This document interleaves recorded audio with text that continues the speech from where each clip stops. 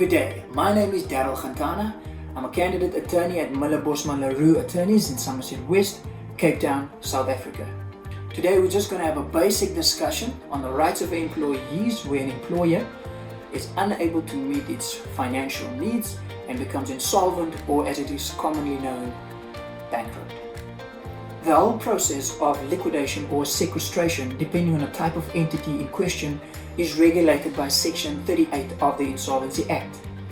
Upon application, the court will make an order and a trustee or liquidator will be appointed to take control of the financial affairs of the employer, and during this time the employee's employment contracts with the employer will go into suspension. During this time the employee is not required to render any services, but also not entitled to any remuneration or benefits in respect of the employment contract. The employee is also entitled to make an application to the Unemployment Insurance Fund, commonly known as UIF, for unemployment benefits during the time that the contract is suspended.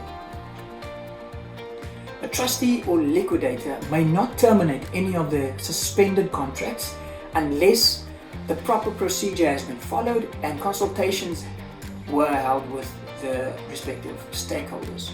And that might include consultations in respect of a collective agreement, a workplace forum, trade unions, or if none of the above exist, representatives of the employees for the purposes of consulting during the process of liquidation.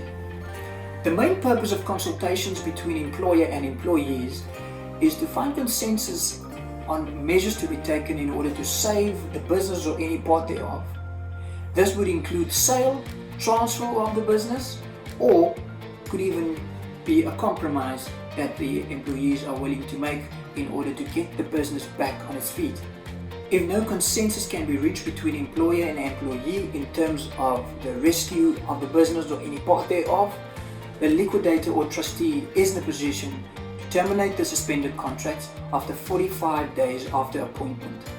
Employees will be in a position to claim for loss suffered due to the suspended contracts and or the terminated contracts, and that claim will be against the insolvent state of the employer.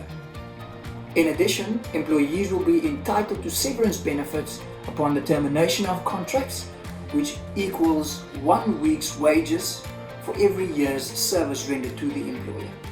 And there you have it, the employee's rights when the employer becomes insolvent.